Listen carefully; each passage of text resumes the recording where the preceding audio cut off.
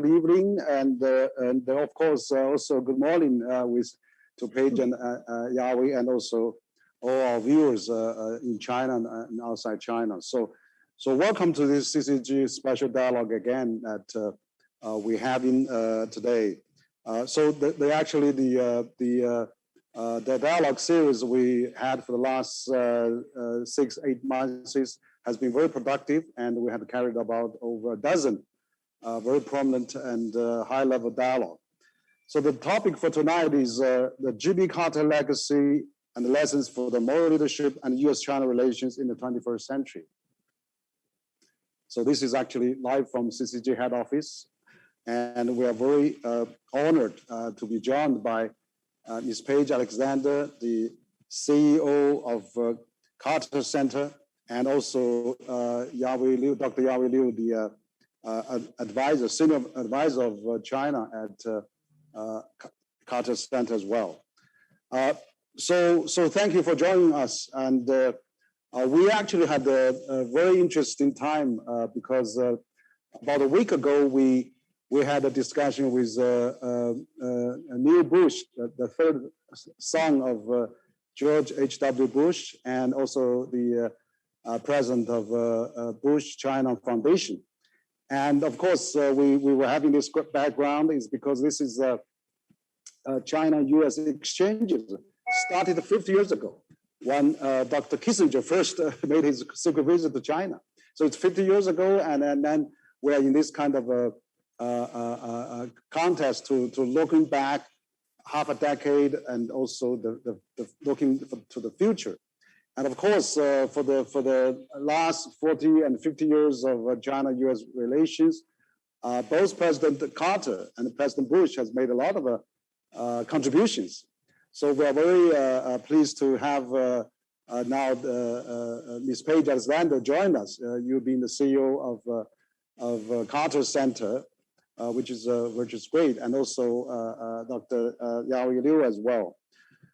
First, I would like to introduce our distinguished speaker and, of course, our panelists tonight. And Ms. Paige Alexander is a distinguished leader in international development, and her career spans across organizations, including USAID, one of the largest and most active international aid agency, and also IREX, and also the European Cooperative for Rural Development. And also she has carried a project in Africa, Middle East, Europe, and Eurasia. So a vast ranging of international development agency. And of course, you joined the Carter Center over a year now, and we are very pleased to have you tonight. And also we have Dr. Yahweh Liu Yahweh is the senior advisor on China at the Carter Center and a member of the Council of Foreign Relations. He's also associate director of China Research Center in Atlanta and adjunct professor at political science at Emory University. Of course, I know Yahweh also sits on the CCG Academic Advisory Board, and I remember you were in China quite often and also visited quite often in the past. So the topic I'd like to start tonight, actually, perhaps, this is because we want to review a bit of the history. I know that President Carter is still alive, but, well, and he'll be 97 years old on October 1st, and which is also the National Day of China in China. So we have often heard President Carter say he shares a birthday with the most populous nation in the world. And of course, we know that he actually established the diplomatic ties with China on January 1979. I still remember well. At the end of 1978, I was at the university campus after lunch, working on the path to my classroom. The loudspeaker coming out of the university campus saying that China-US is going to establish diplomatic ties by January 1st. I was such an exciting news then, and we know that China will be open by that time. So I think that was really a great milestone that President Carter has opened that. And of course, he invited the late leader Deng Xiaoping to visit U.S. in February 1979. So from that point of view, what's President Jimmy Carter's most enduring legacy, both as a political leader, but also as a global citizen? Perhaps Ms. Page, you can start first. Sure, thank you. Yes, President Carter has often said he shares his birthday with the most populous nation in the world. So I think President Carter's really left an enduring legacy in terms of both domestic and foreign policy. So for a modern day audience, much of these legacies have been recently illustrated in a great documentary I recommend called Carterland, as well as two recent books, one by Jonathan Alter and one by Kai Bird. And it really gives you a much more modern sense of the legacy that he left. But I'll give you a few examples that I admit, even as someone who has served in 3 presidential administrations myself, I was amazed to learn so much of what I touched in those administrations really had their beginning from policies during the Carter administration. So I'll give you a few examples. On the domestic policy legacies, he talked about climate change. So 40 years ago, President Carter became the first president to acknowledge the need for renewable energy. And he had 32 solar panels installed on the West Wing roof of the White House.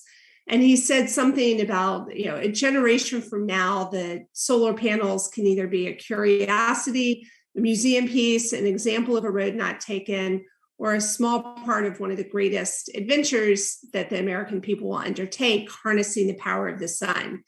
And now there are a little bit of all of those. We have one of the solar panels in the Carter Library and Museum.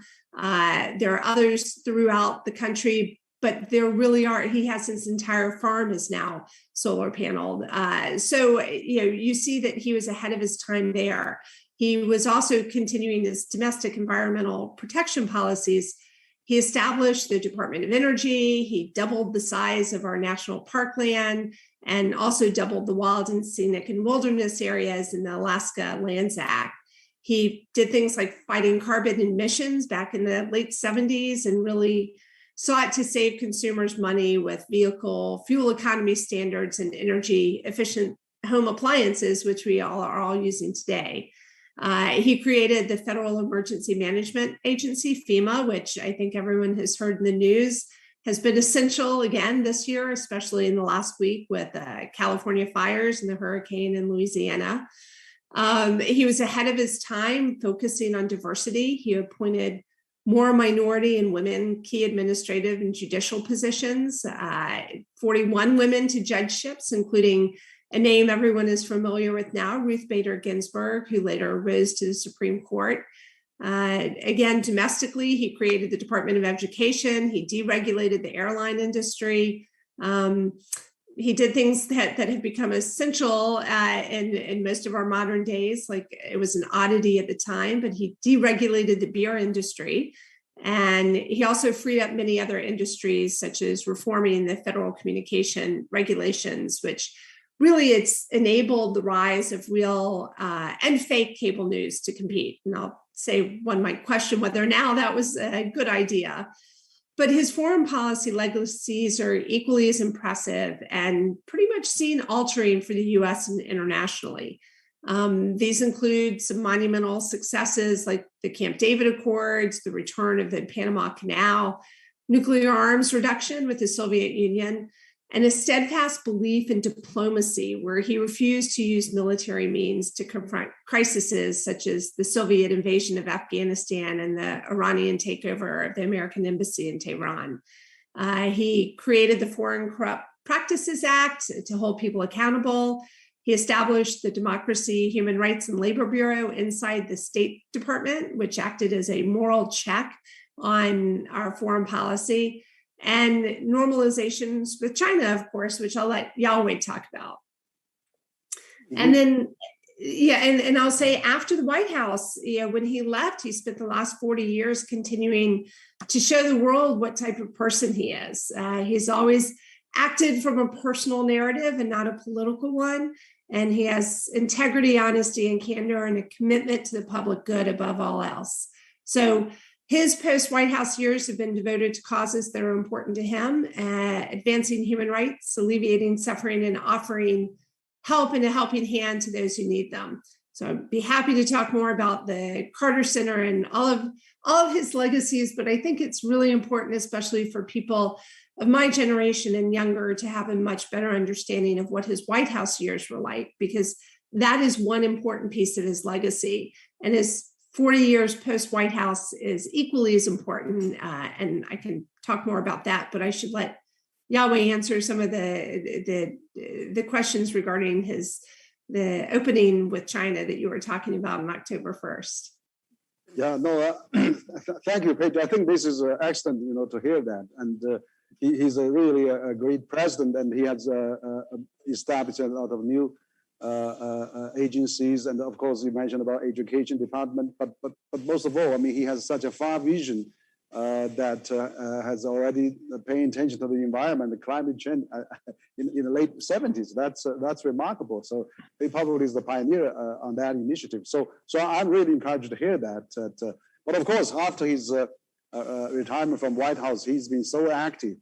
That's why he founded this Carter Center that particularly he continued his maintain good relation with U.S. and China and trying to build a dialogue platform, conferences, seminars. I visited the Carter Center, many years ago. I was quite impressed in Atlanta that he has such a milestone project still going on.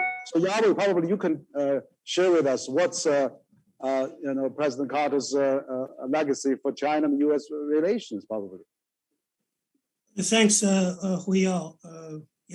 Paige, as you know, Huiyao and the Carter Center, his center, we had a good relationship. He also observed one of the U.S. elections. I think, if I remember correctly, it was 2012 when Obama was running for his second term. So we were in Chicago, we were in Purdue, and we're in other places of the U.S. Now, Huiyao mentioned that 2021 is the 50th anniversary of Kissinger's secret trip to China. I think, obviously there is a conflict of interest here. So for disclosure, I do work for President Carter, but I also want to say the Chinese are unduly fascinated by Kissinger's secret trip and then President Nixon visit with China in February 1972. Of course, this was considered as an ice-breaking trip. It opened the door to China. Paige mentioned Jonathan Alter, whose recent book, He's the Very Best. Actually, I quote him that Kissinger and Nixon only opened the door very slightly, but President Carter and the Vice Premier Deng Xiaoping swung the door wide open. There are people who wanted to close this door now, but the door was opened by President Carter and Deng Xiaoping so large, and so many people were able to go through the door, in each of the directions that no one can actually close that door. But back to 50 years ago, if you look at, 1972, after the trip, for 7 years, 6 and close to 7 years, President Nixon and then later President Ford, they were not able to make the final move. And even though President Ford visited China, coming back to the States, he was facing in-party opposition by people like Ronald Reagan and George H.W. Bush. So he wasn't able to do it. Then, President Carter was elected in 1976. And after he got into the White House, I think he issued the marching order to Vance, Secretary of State, but also to Brzezinski, his national security advisor, basically saying, let's get the negotiation started. Now, if you look at the career of President Nixon, it's so much easier for him to say, I want to go to China, or we want to open the door to China, because his whole career was built on anti-communism. He and his committee, House Un-American Activities Committee, ruined the career of so many Americans who were sympathetic with China. So when he said, I want to go to China, no one is going to question his motive. No one is going to say he's soft on communism. But when President Carter was going to do it, he is facing a lot of political hurdles because his predecessor, President Truman, was accused of losing China in 1949. So that's why President Johnson and President Kennedy both wanted to open up to China, but both decided politically it's not possible. They're going to face a rebellion in Congress and elsewhere. And the Taiwan lobby was very effective. So it was in this context that President Carter made the decision, and he personally took care of the instruction. His representative, Leonard Woodcock, good friend. And I remember President Carter telling us, I appointed Leonard Woodstock as the in charge of U.S. dealings in China before there was a U.S. embassy, not because he had good knowledge about China, but because he was a good negotiator. As United Auto Workers, he's good at negotiating with the workers, with the management, with the company. Final thing I want to say here is for Nixon and for Kissinger, opening the door to China is largely a strategic move, because they want to get out of Vietnam. They want to play the China card against the Soviet Union. For President Carter, it is not just strategic, but also emotional. President Carter, growing up in Plains, Georgia, and every week he would donate a nickel to the Baptist missionaries because they were working in China on schools and on hospitals. And then, of course, around his 25th birthday, he was in China. That was his first trip to China in 1949. He was a submariner, and he visited Qingdao and Shanghai and other places. He was really there, witnessing the disaster and catastrophe of the Chinese Civil War. And of course, finally, he was able. And Huiyao, you mentioned he invited Deng Xiaoping to visit the United States. We all watched that visit. I was in college. I was a freshman. On a 9-inch black and white TV, for the first time, we saw live shots of the United States, and then we realized this is not a country that was going to be overthrown anytime soon by China. This is not a country that will collapse anytime soon. And of course, we grew up. I grew up both intellectually and knowledgeably, with the normalization. So again, I want to emphasize President Carter's contribution to U.S.-China relationship is probably more significant than the Nixons and the Kissingers. Thanks. Mm-hmm. Yeah, no, I think it's a great review of a historical account of all those landmark years. Of course, absolutely, because I think that that it was President Carter that made the final decision to formally establish diplomatic ties with China, and also issued the two communiqué with China. I mean, so that was really important to establish diplomatic ties, and also to actually also cut ties with diplomatic ties with Taiwan and things like that. I think it was really a bold move at that time. But that decision that President Carter made, I think not only changed the U.S., but also changed China, changed the world, because since China and U.S. actually get together, I mean the whole world has really transformed enormously, and in the last 40 some years since both countries has established diplomatic ties. So I think this is really great, and so the legacy of President Carter, when we look at back, particularly when we have a difficult time now, it's important to review those how this was started, how this was, where did we coming from, and that's really important. So Mr. Alexander, I know that you've been running the Carter Center now, and as a CEO, and so how did you know President Carter, and how did that position come along, and what have you done that attracted President Carter's attention to be a CEO of Carter Center, such an important organization? Yes. Well, thank you. I did grow up in Atlanta during the 70s and 80s, but it was not quite the village of Plains, Georgia, where the Carters come from, but it was a smaller place back then. And because Jimmy Carter had been in politics in Georgia and the governor of our state in the early 70s, he was really well known to a lot of people in Atlanta. So when he became president in 1976, many of his staff came from Georgia. And my parents happened to know someone in the White House office, and they had invited my mother to come see President Carter welcome Margaret Thatcher, the Prime Minister of the UK, in 1979. So I have 3 older brothers, but my mother picked me to see the first female prime minister. And I also then got a chance to meet President Carter. So although I had driven by the governor's mansion growing up, every day going to school because he lived down the street, I had never really met him until 1979 when I was a teenager. So when you fast forward 40 years and they were looking to fill the CEO position at the Carter Center, and I got a call, and I was living and working in Europe, and I couldn't have imagined a more perfect job. My family all still lives here in Atlanta, and it gave me a chance to return home, as my parents say, and be at the helm of a world-renowned nonprofit organization that truly encompasses every single element of my professional and personal career, from the political campaigning to the public service to international development work.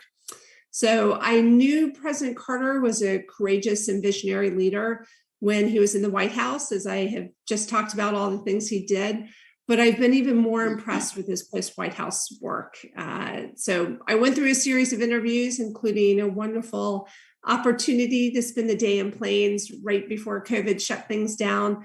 And I enjoyed a whole afternoon with the Carters at their home, having soup and sandwiches and talking about everything from Israel and Palestine to Russia and Syria to farming techniques and agriculture. So after that, I was offered the job and I relocated here to Atlanta in the midst of COVID. And I've been working in the office essentially by myself for the last 16 months. But the staff has really continued without missing a beat, both in our Atlanta offices and all of our field offices. So this means about 3,000 employees have continued to do the work that they and the Carters have been dedicated to as part of the Carter Center. Mm-hmm. So that's how I came here. Yes, great stories. No, I didn't know that you were when you were young. You were of course still young, but when you have a great that connection there, that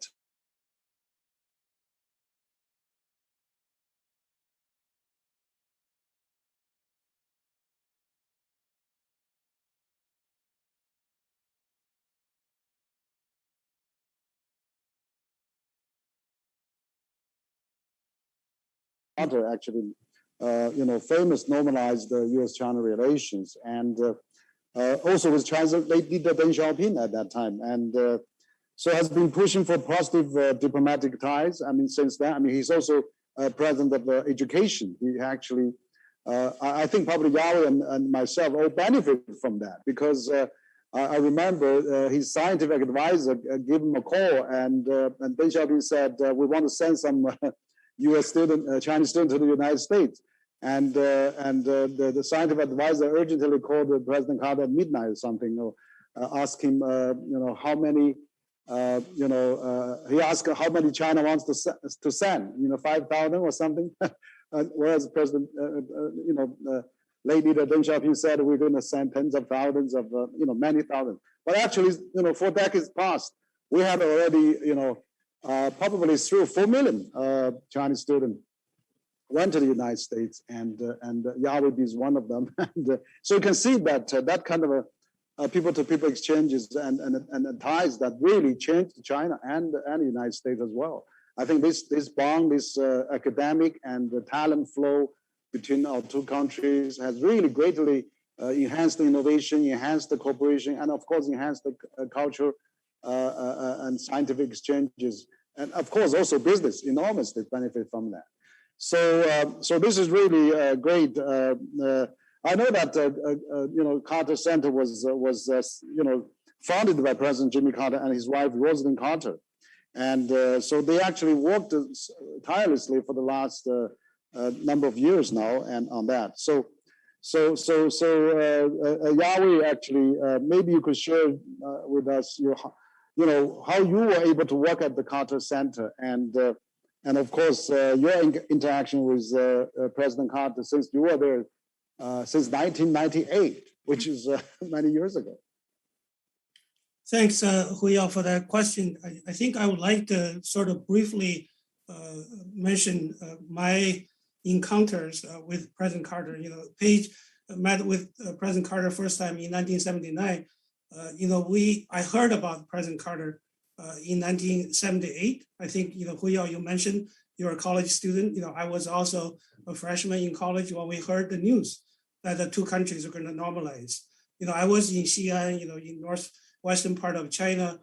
My reaction was a little different from yours. You said, that China was going to open up. My initial reaction to the news is, how come, we are going to become friends with an enemy nation, because we were taught to defeat American imperialists, to overthrow the United States and to bring communism to the United States. My initial meeting with President Carter was, I think, almost 11 years after Page's first meeting with President Carter. I was a student at Emory, and President Carter is a distinguished professor at Emory University. So every year, he would have two town hall meetings. One town hall meeting with freshmen of Emory University, and the other is with all international students. So the international student town hall usually happened in September. So I was new, and I was thrilled that President Carter is going to meet with us. So I remember he said, Richard Nixon said there was only one China, but he didn't say which China. I said there was only one China, and that's the People's Republic of China. So the Chinese students in the town hall meeting all applauded. That was the key difference. I think the Chinese press, the Chinese media, the Chinese people should always remember. That's the difference between President Nixon and President Carter.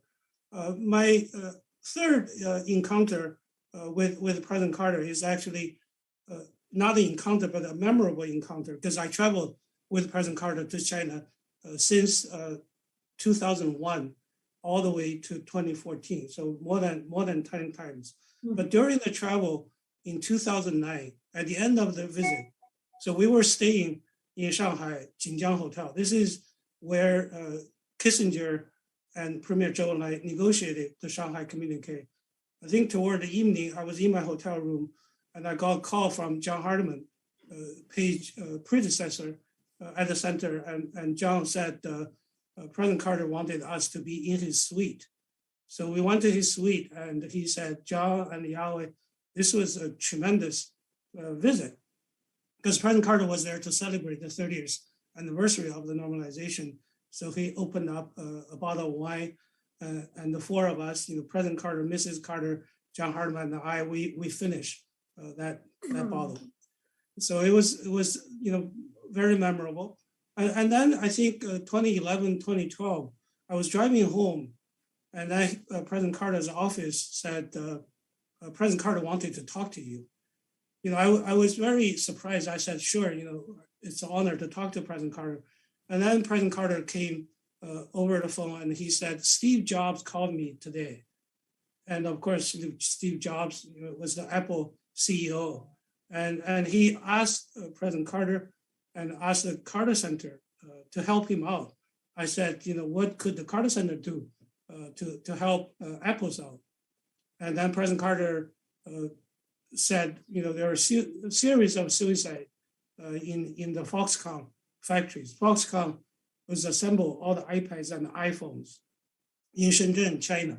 So largely, I think there's an image problem. Steve Jobs think, President Carter is working with China. So hopefully, President Carter could talk to the China side and then, to help Apple overcome the crisis. So I'll end my sort of encounters with President Carter until the second phone call from President Carter this year. I think Paige was presiding over the meeting. and suddenly, to everyone, Beth, President Carter's scheduler said, President Carter wanted to talk to you. So I left the meeting and President Carter said, do we know anyone at the Biden administration? I said, you know everyone, we don't. I said, I'm concerned about the visa issues for Chinese students. So I talked to Paige and we decided to ask President Carter to write a letter to President Biden to look into the issue. I think in my entire 23 years at the Carter Center, at no time a letter was so quickly drafted, approved, and processed and delivered. In basically about 24 hours, the letter, I think Paige delivered the letter to Tony Blinken, because this is before President Biden was inaugurated, and we got a letter in. So we got a response back. We got a response back, if you remember correctly. Right. And I think the Biden administration's eventual decision to allow international students, majority of whom are Chinese students, to come in after August the 1st because of national security. I think President Carter did play a role.